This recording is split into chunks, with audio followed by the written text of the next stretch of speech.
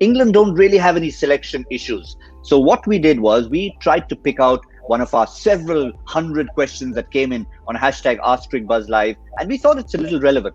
England have only used a bunch of players for the series, but what about a movement up and down the order?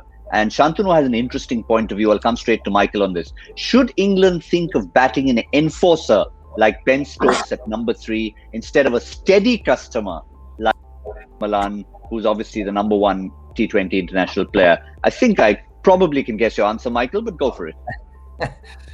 Well, it's quite a strong topic in the UK when David Malan doesn't quite fire as he didn't in the last game, and he's pretty much scored at 100 strike rate. There's always that debate of, do you need more power at number 3, a more explosive player? But David Malan is the number 1 T20 player in the world, and you just look at those numbers: a strike rate of 145, an average of 51, which is remarkable in T20 cricket. He's only played 22 games.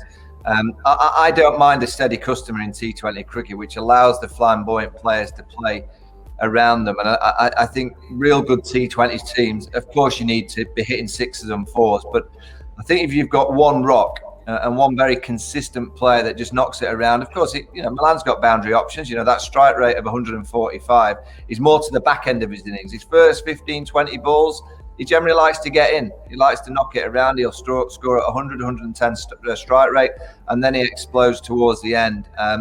When you've got so many firecrackers in a batting lineup, so many options, you could easily put Ben Stokes to 3 and bring Moeen Ali, and it gives you another bowling option. And Moeen could bat in the middle of the order. Joe Root could come into the side, bat 3, and bowl a bit of off spin.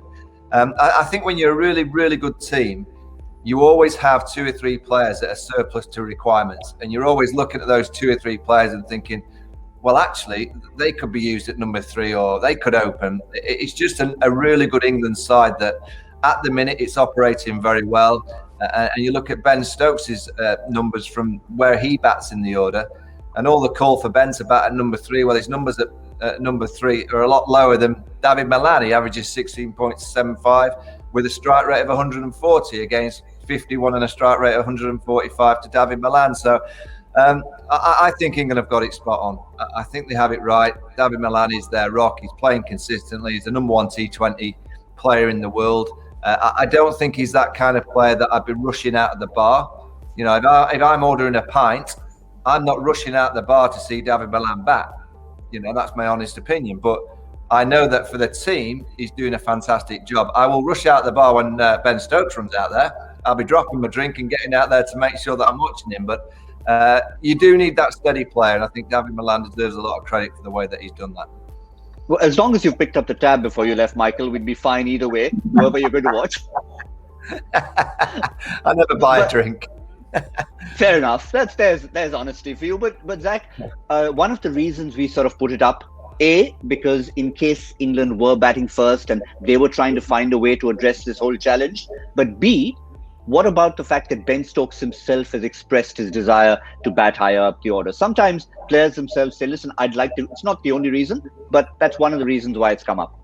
Well, everyone wants to bat in that 1-2-3 in this format. If you're a batter, you want to be out there, face maximum deliveries. You can have the luxury of taking your time. You can build an innings the way you want. But that luxury is not there with everyone. And as team management also, you need to understand and identify what kind of roles which you're looking at. And there are certain players which are capable of doing a certain role. With Ben Stokes, you have that power, and it's not easy to find those kind of players batting at number 4, 5, 6. So that's where the real value is. So whether Ben Stokes likes it or he doesn't like it, I think that's something which he adds and adds value to the team.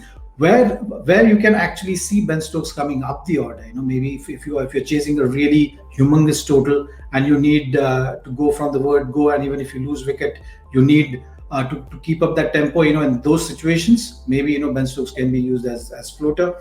In another scenario where you've not lost a wicket for about 8-10 overs, in that kind of scenario, you have the luxury of using someone like Ben Stokes, where you know that the platform is already set. But typically when the game goes, I think, a player like David Malan adds a lot of value because he's someone, who is rotating the strike, he's absorbing the pressure, and at times you need that certain phase to be out of the game. And from that point of view, the numbers and the consistency which David Malan has shown over the years now is phenomenal. So why change something which has been working for you? So I think that formula which England has got in terms of keeping that tempo going, keeping that momentum going, you need an anchor like David Malan to really solidify that kind of approach.